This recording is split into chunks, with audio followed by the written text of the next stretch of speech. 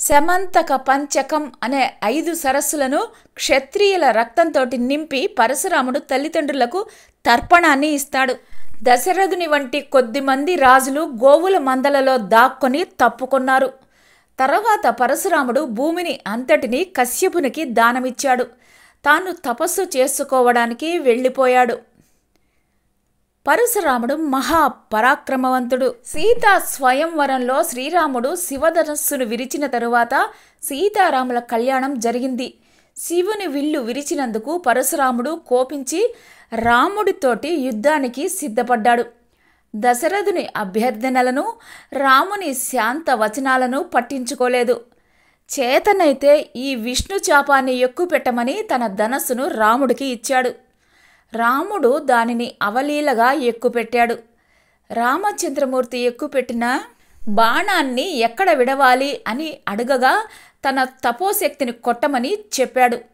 తాను మహేంద్రగిరిపై తపస్సు చేసుకోవడానికి వెళ్ళిపోయాడు.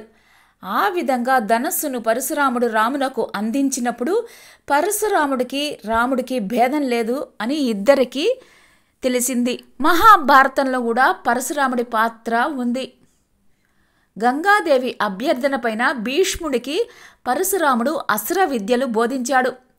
తర్వాత అంబికను వివాహం చేసుకోమని బ్రహ్మచర్యాన్ని పాటిస్తున్నందువల్ల భీష్ముడు అందుకు తిరస్కరించాడు. ఇద్దరికీ జరిగిన మహాయుద్ధంలో ఎవరూ వెనుకకు తగ్గలేదు. దేవతల అభ్యర్థన మేరకు పరశురాముడు భీష్ముడు యుద్ధాన్ని నిలిపివేశారు. కర్ణుడు తాను బ్రాహ్మణుడిని అని చెప్పి పరశురాముని దగ్గర శిష్యుడిగా చేరాడు.